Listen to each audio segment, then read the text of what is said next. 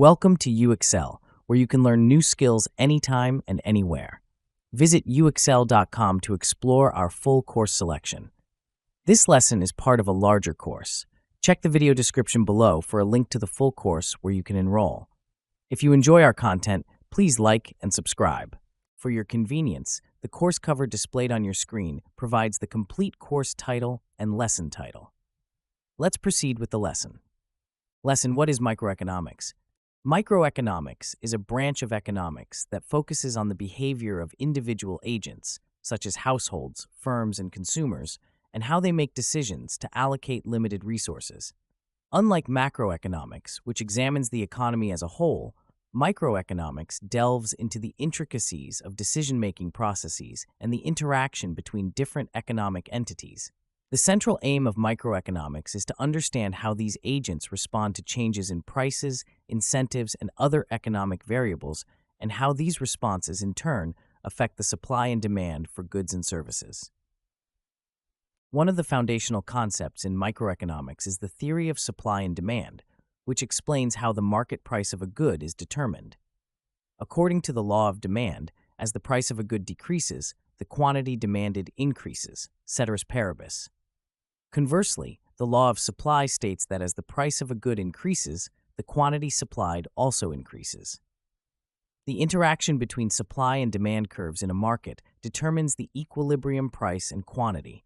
For instance, if a new technology reduces the cost of production for smartphones, the supply curve shifts to the right, leading to a lower equilibrium price and a higher quantity sold in the market. Consumer behavior, another critical aspect of microeconomics, is analyzed through the lens of utility theory. Utility refers to the satisfaction or pleasure that individuals derive from consuming goods and services.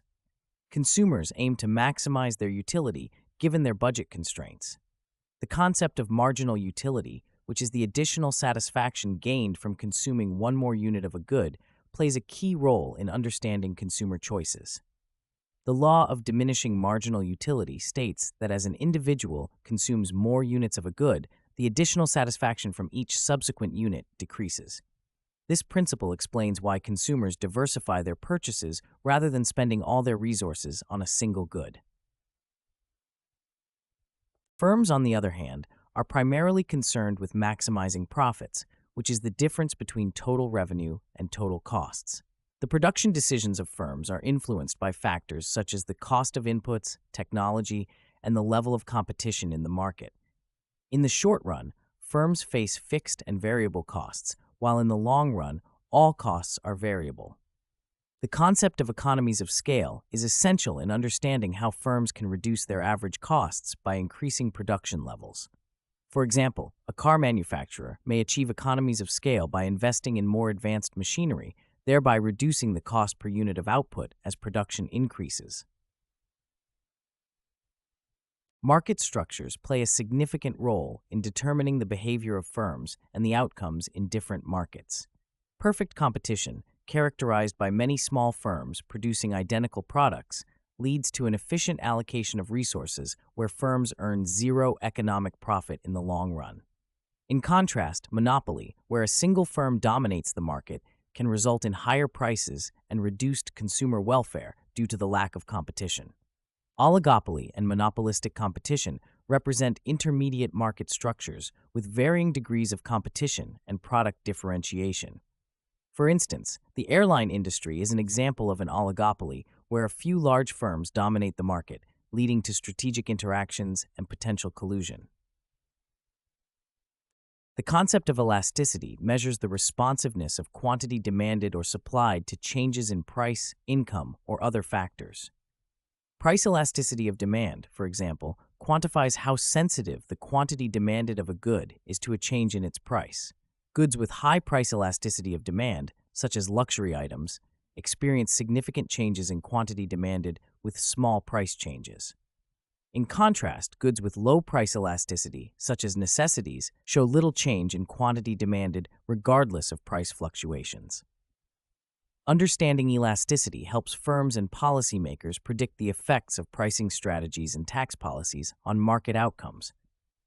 Microeconomics also examines market failures, where the free market fails to allocate resources efficiently, leading to suboptimal outcomes. Externalities, public goods, and information asymmetries are common sources of market failures. Externalities occur when the actions of individuals or firms have unintended side effects on third parties. For example, pollution from a factory imposes negative externalities on the surrounding community.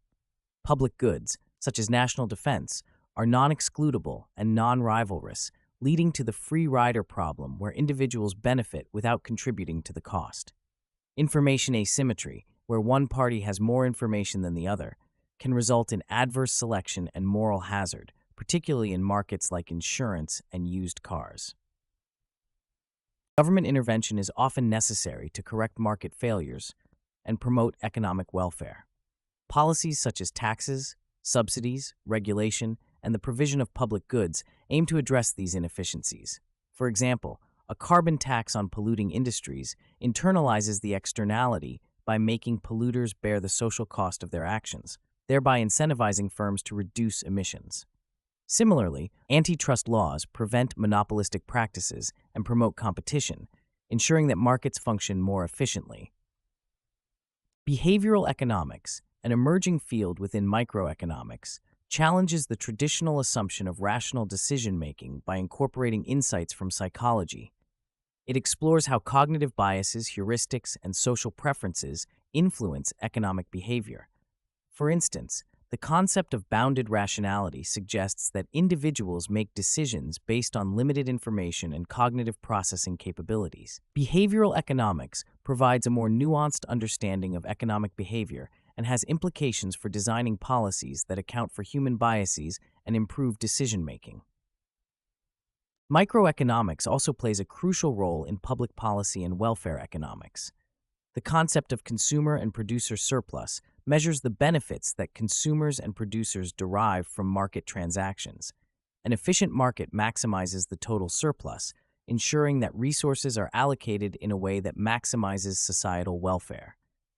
However, in the presence of market failures, government intervention may be required to redistribute resources and improve equity. For example, progressive taxation and social welfare programs aim to reduce income inequality and provide a safety net for vulnerable populations. International trade, another important area of microeconomics, examines the exchange of goods and services between countries. The theory of comparative advantage explains how countries can benefit from trade by specializing in the production of goods for which they have a lower opportunity cost. Trade can lead to increased efficiency, greater variety of goods, and lower prices for consumers. However, it can also result in winners and losers, as some industries may face increased competition from foreign producers. Trade policies, such as tariffs and quotas, aim to protect domestic industries, but can also lead to trade disputes and economic inefficiencies. In conclusion, microeconomics provides a comprehensive framework for understanding the decision-making processes of individuals and firms, the functioning of markets, and the role of government in addressing market failures. By analyzing the behavior of economic agents and the factors that influence their choices, microeconomics offers valuable insights into the allocation of resources and the promotion of economic welfare. The concepts and theories of microeconomics are not only fundamental to the study of economics, but also have practical applications in business, public policy, and everyday life. Understanding microeconomics equips individuals with the tools to make informed decisions, analyze market trends, and contribute to the development of effective policies that enhance economic well-being. This concludes the lesson. We trust you found this video informative and engaging. To enroll in the complete course, please use the link provided in the description below. At UExcel, we are committed to your learning journey.